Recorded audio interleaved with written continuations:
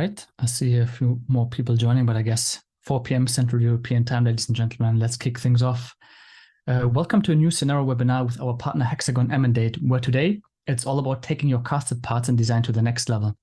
As you can tell from the title, we'll put particular emphasis on accelerating the so-called design-to-quote process for casted automotive parts and have an introduction to a new casting design feature that addresses the pressing need of suppliers.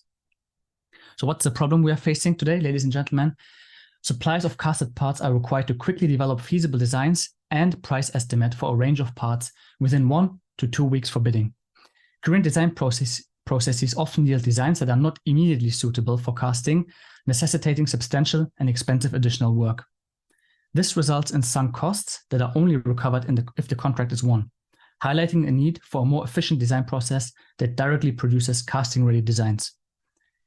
The goal of the webinar today is to discuss and showcase the new casting design feature inside Synera. With HxGN Emendate for casted design, you will achieve precision in your casting designs while optimizing for efficiency in material usage and production cost.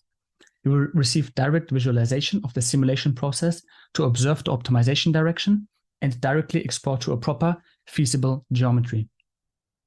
And last but certainly not least, you will be able to minimize costly design errors and iterations, saving time and resources throughout the casting process. And for that, I'm very thrilled to have 3 experts in today's session. The first speaker is Dr. Thomas Reyer. Dr. Reyer received his PhD in 2018 from the Direct Manufacturing Research Center, short DMRC, at the University of Paderborn in the field of design generation for additive manufacturing.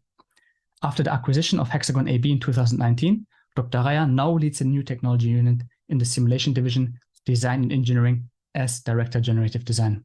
Welcome, Thomas. Hello. Thanks for the introduction. And next on our list is Lennart Krüger.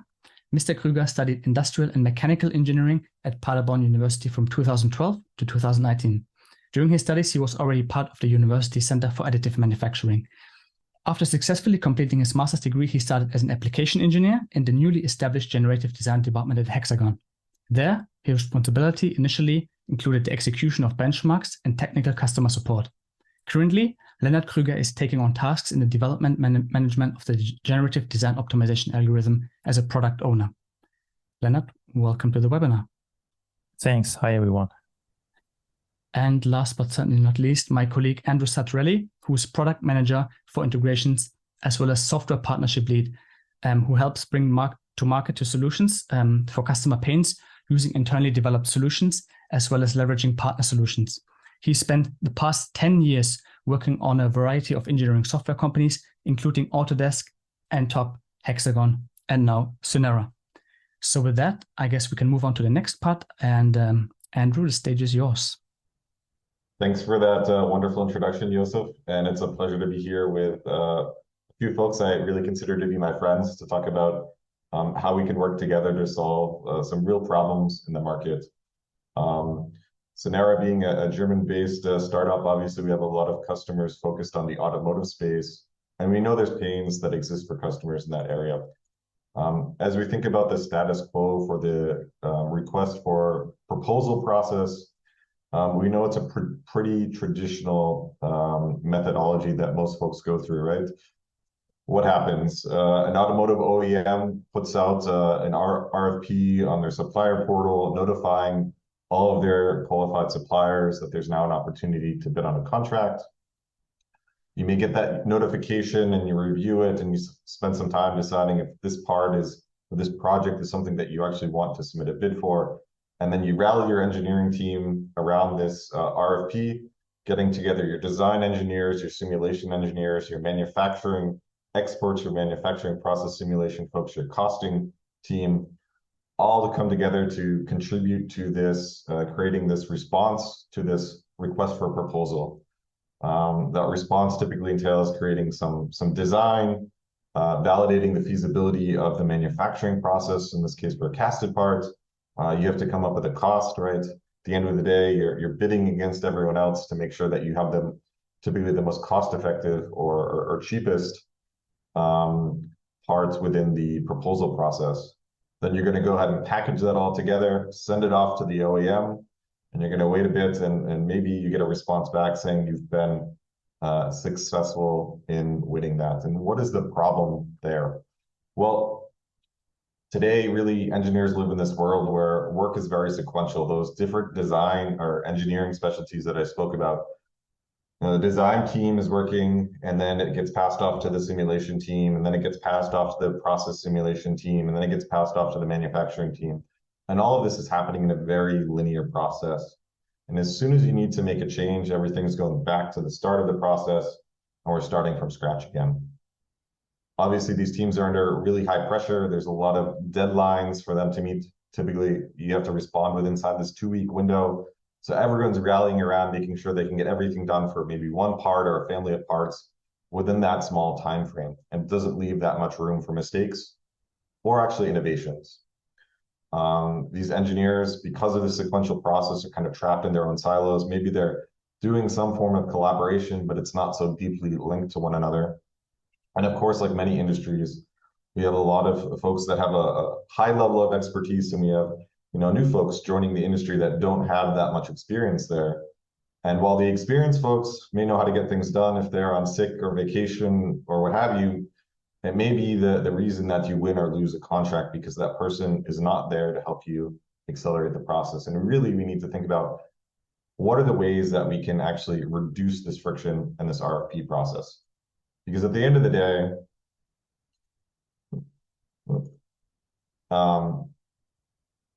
if you've won this RFP, it's great. Maybe you've put together 6 or 7 engineers, they're working for 2 weeks straight. 400 hours of engineering work have gone into this, and now you've secured a very lucrative contract for your company. But if you're on the other end of that, like many folks that submit for an RFP, you've just sunk 400 engineering hours into a project where there's no return on investment. And this is really where, to me, Synera comes into play, is providing a new solution to really make sure that you're not generating all of these sunk costs for your RFP process.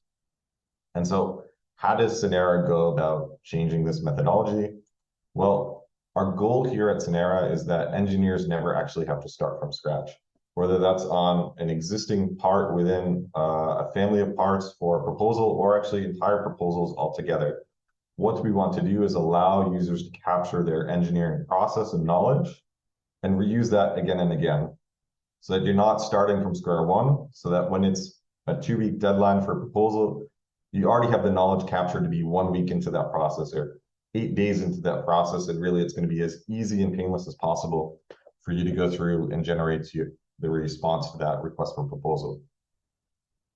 How does Synera do that? Well, Synera is a visual process automation tool for engineers.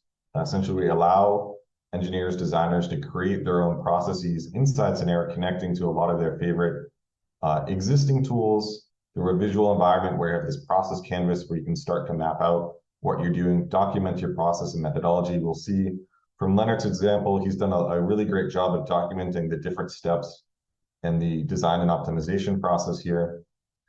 And then it's very extensible, so you can create your own custom KPIs, integrate with costing or sustainability tools to really get the information that's needed to generate reports in this sense. Now, if we think about what the typical process flow is for an RFP today, you get your requirements, you get your CAD design, you do some design optimization, topology optimization, do some manufacturing process simulation, end up doing costing, sustainability, and then in the end, you generate your quote, your part, your design that you're going to send off to the OEM. And all of this is very linear. If you make a mistake in one step, you're going back to square one. There's a lot of manual rework that needs to happen there. Now with Synera, we change that up a bit. We allow you to iterate very easily because you're capturing the process. So when you make a change to your CAD design, your design optimization can simply flow through with all of the new inputs. But we take it a step further because it's not just applying it to one part, but you're applying it to every part. So you've captured your process. Now let's use it for part 1, part 2, and part 3. So that really you're eliminating a lot of the manual rework, the lack of value add, I would say, and these processes to really accelerate the time you get to generating your final report, which is ultimately what you need to hopefully win that proposal. Now, there's a lot of steps mentioned here in this process, and Synera doesn't go about this alone. We do this by partnering with a lot of major software vendors inside the Synera marketplace, provide all sorts of capabilities, whether it's costing analysis, whether it's connections to CAD tools, process simulation tools, or today we're going to talk really about some of the wonderful advancements in HxGN's HxGN Emendate's casting design optimization capabilities, which are all accessible through the Synera token system on the Synera marketplace to our users. And so with that, I'm going to hand it over to my friends Thomas and Leonard to share a bit about some of the enhancements they've made that are now accessible inside Synera. Yeah, thank you, Andrew. Sharing my screen. So let's talk about how we can help you in this process when using HxGN Emendate for the design optimization for casting. So what about HxGN Emendate? What we are talking about, what's the issue of casting? We're talking about generative design. And first of all, we say that generative design is not going to take your job, but it will make you better at it. In this case, it's all about speed and making sure that you get your designs as fast as possible, as cheap as possible, to be able to run the RFP fast enough and without losing 400 hours in the worst case. So how can we really help you? What is making you better at that? First of all, let's have a short look at the casting design process challenges. So if you're designing for casting, you need to take care that you get all of those different details to make a part manufacturable. So when we're talking about design optimization, talking about topology optimization, generative design, all of this, we are talking about saving material, making lightweight products as fast as possible, and let the design be created by the software. Typically, this does not necessarily create a castable design. So you might see a fancy structure, which is lightweight, but will never be producible. So you have a quite complex iterative process where you are iterating between the optimization, getting these fancy designs, recreating them, analyzing, etc., and then checking if it's possible to manufacture. This is, as Andrew just said, something where Synera can help you very well when you're combining the different applications, the nodes in Synera, and let it automate. But anyway, you're having the different people who need to bring in their knowledge. Like, for example, in casting, we think that the three most important design principles is like parting lines. So where are your molds, the halves of the molds connecting to each other, which is your allowed draft angle. So for different ribs or holes inside pockets inside your structure, which draft angle is allowed, you need to take care to put this into the design. And for sure, minimum and maximum thicknesses of the different design elements like shells, ribs, struts, nodes, connecting nodes, whatever. And all of these requirements for sure should be met by your design, because if you are designing something and then put out your RFP to the customer and you then realize, well, this is not actually manufacturable because I've not taken care of all of these things, you will end up in a very costly design optimization afterwards, and this is not what you want, I think. So when we're talking about design generation, topology optimization, I think many people know what's happening there, and you know that you get out something that might look nice, might not look nice, but typically you don't really have the detailed geometry representation inside there. You need to do a lot of the manual redesign afterwards. This is something where we say we are better at that because we are taking care of this geometry. We are taking care of these casting requirements. And we will show that later to you. The important thing is that if you're taking care of the RFPs, Andrew already said, you have your experienced and maybe not that experienced workers. And we see that in the automotive industry, some of the OEMs are facing some kind of retirement wave. That those people who know how to design, who know how to reconstruct and how to interpret those topology optimization things, those people will retire soon. And thus we need to use the right software to replace this knowledge, or take that knowledge upfront and bring it into software. And as well, we know that these gigacasting or megacasting or many other nice words are invented for that. Some kind of a buzzword at the moment. Tesla started it, at least in the news. I expect the other OEMs were working on that anyway beforehand. It's talking about very big structural parts.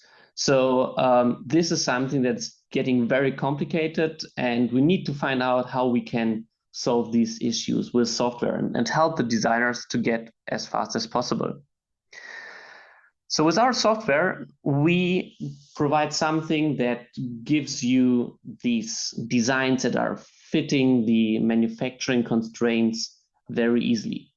We talk about generative design. We talk about something where you can easily create fitting geometries fast. And with these, you can see here an example of a simple bracket in the background. With this software, you can very fast and easy create different design candidates, which all of these meet the stress limitations, which all these could be feasible.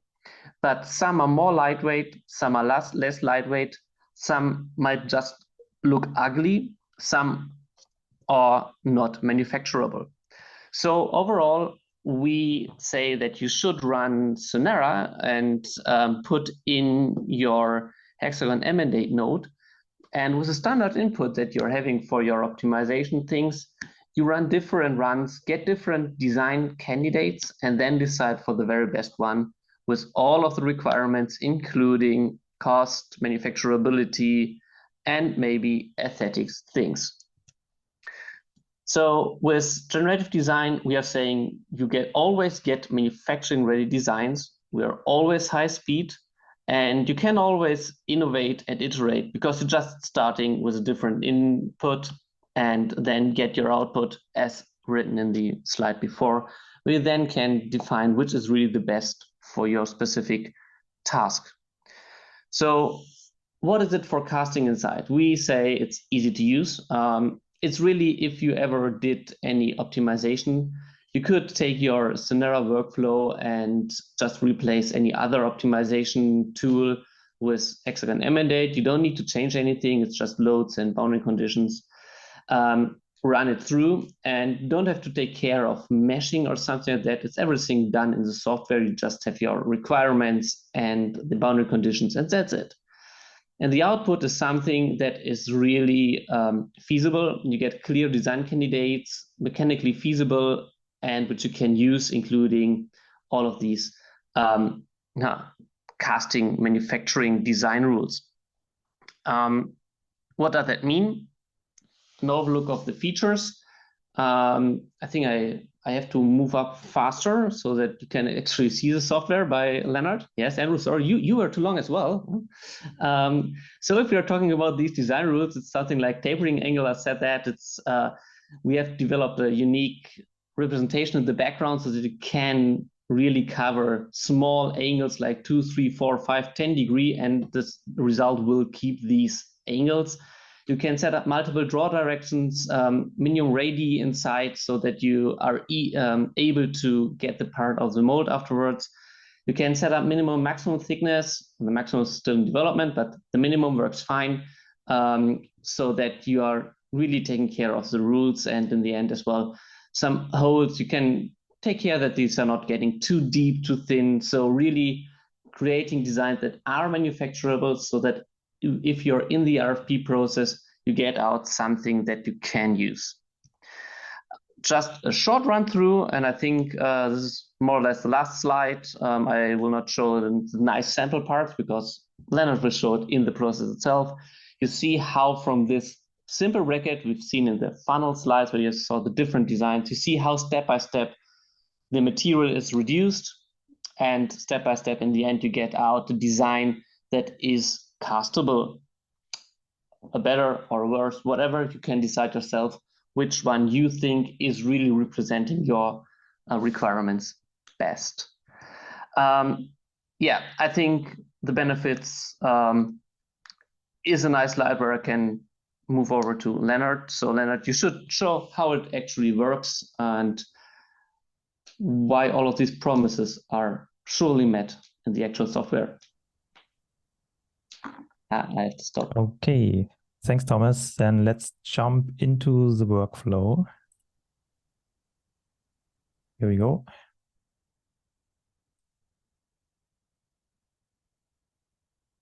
Okay, so I divided my workflow in several steps here, beginning with the model preparation. At the end, I do something like an KPI extraction regarding the costing and the mechanical performance.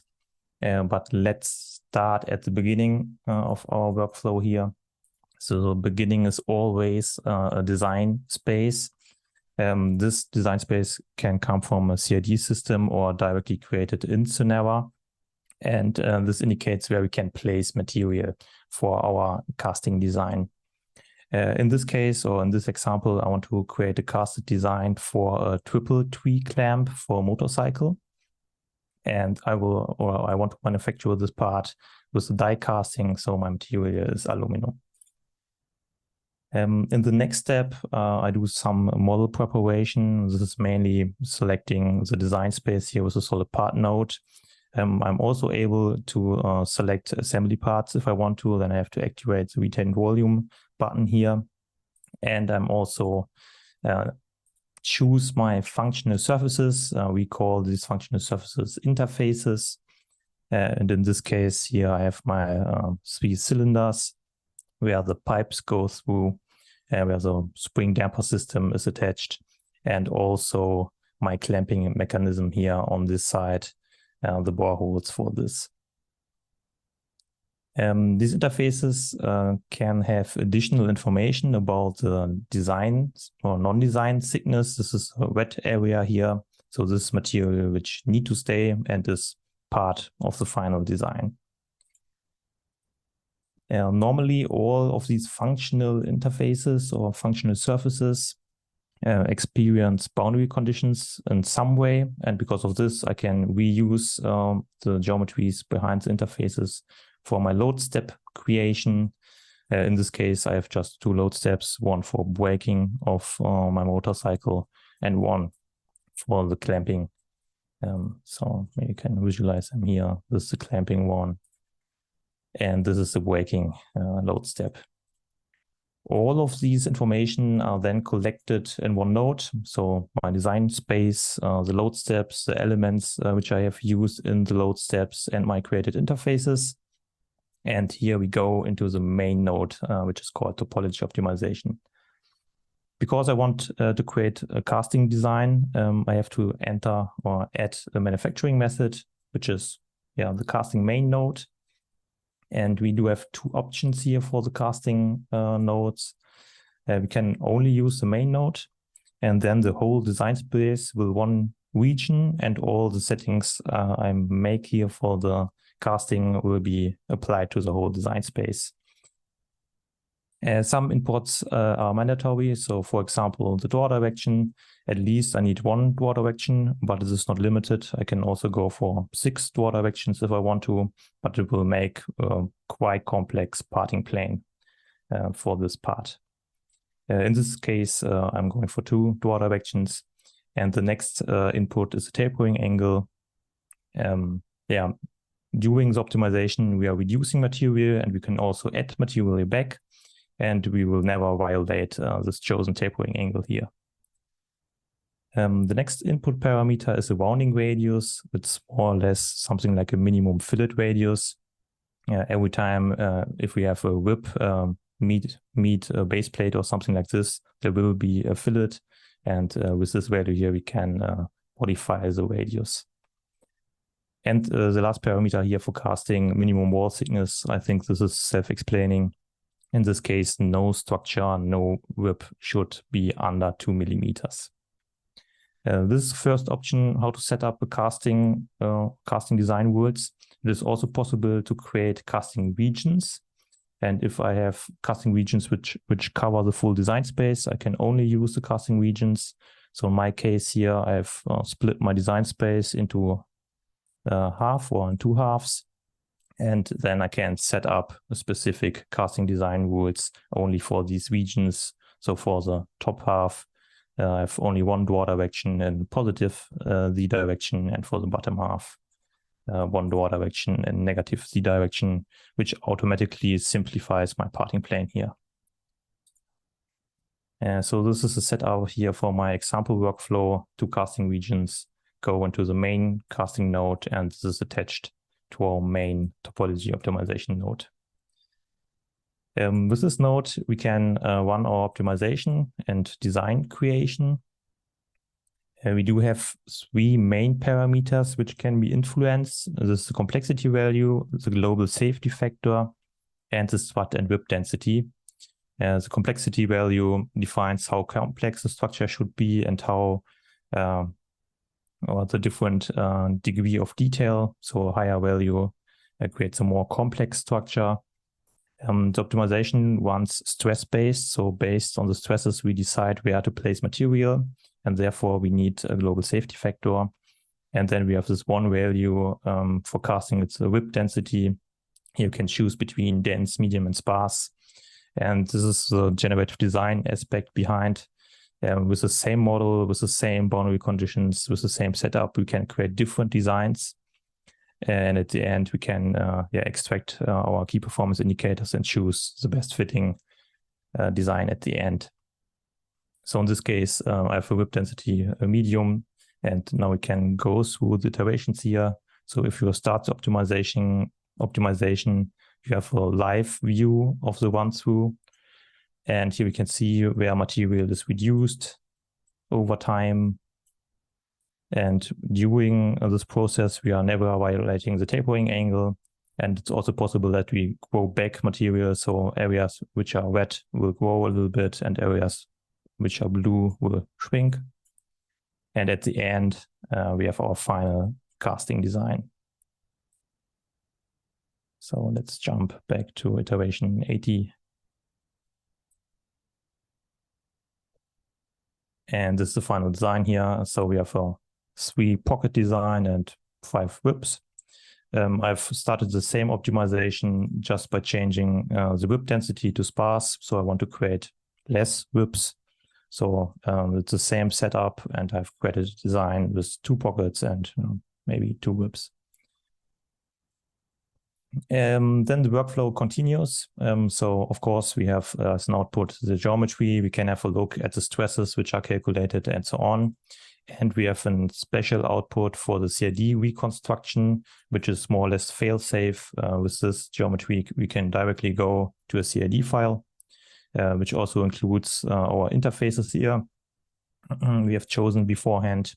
And this file then can be exported as a step file or Parasolid or whatever, and brought back to a CAD system. And of course, we can calculate some key performance indicators. So for a quoting process, for example, we can calculate the costs for such a part based on our own rules. And we can do an FE verification for the mechanical performance. So in my case, I'm interested in the maximum displacements for one of the load steps. And at the end, I have a nice overview. A really nice function in Synera is the design exploration. So I can choose the parameters I want to vary. So in my case, the complexity value and the global safety factor. And I have my key performance indicators here as responses, the maximum displacement and the cost. And then I can just create, I don't know, maybe 10 iterations or variations, run these overnight. And in the next morning, I can have 10 different feasible casting designs, and I can choose the best fitting one for my needs. So maybe the one with the lowest costs, which is also suitable for the mechanical performance.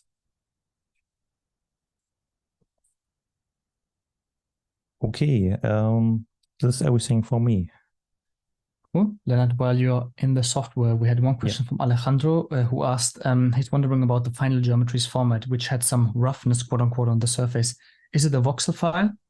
And do you need to go back to CAD for manufacturing, or can it stay in the voxel format? Yeah, it's not a voxel format. The direct output is a surface mesh. This is this one here. maybe can also activate the triangles here, then it's a closer look. It's surface mesh, and we can also, or Synera can also create, based on the surface mesh, the NURBS representation for a CAD file. I think for the workflow afterwards, the CAD file makes sense. Yep, absolutely. And then Jose had a question: can you show an example or have an example in which 3 draw directions are parameterized? I don't have any example right now open. But I mean, we can maybe follow up via email. Just send us an email. Cool. We are hitting like the 30-minute mark. So I think we can maybe cover 2 questions if you guys still have time, and then we can wrap it up.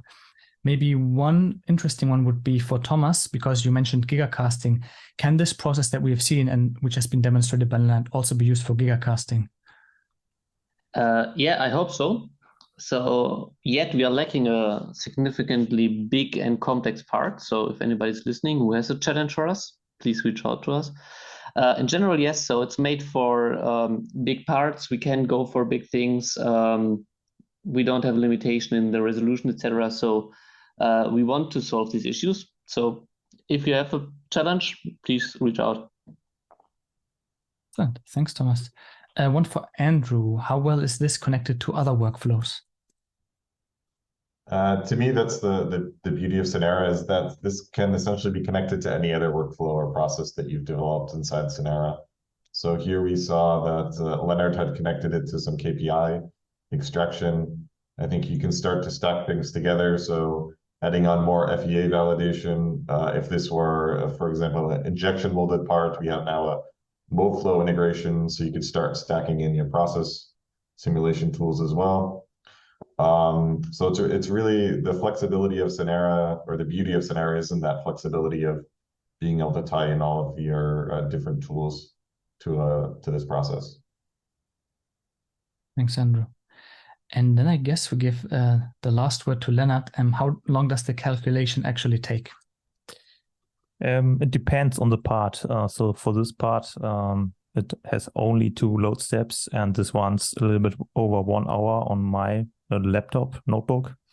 So with a good CAD workstation, it will be quite faster. So for such a part, you can run overnight 10, 15, 20 different designs. If it's be more complex, more load cases, it maybe takes up to 6 hours or something like this. Great, I think that covers it. Any more questions? Let's see, one more's coming in. Do you connect to any casting flow simulation tools? Andrew, maybe you can answer that one.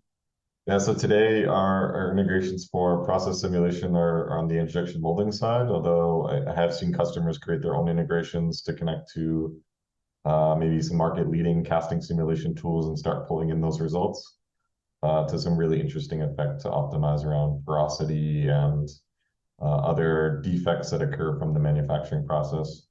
And again, that's to me the beauty of Synera, is we can start tying in all of these different methodologies to really come up with a truly optimized component for not just design aspects, but also manufacturing. Great, I think that covers it. Guys, Thomas, Lennart, thank you so much. And also to Andrew. And then with -3 minutes left, I think we can wrap up the session. If you want more information, I've posted a link in the chat that you can check out and read more about this whole process and the integration. And then if you want to try it yourself and give it a spin, synera.io is the address to go to. Then to everyone, have a nice day and hopefully see you in the second part in the future.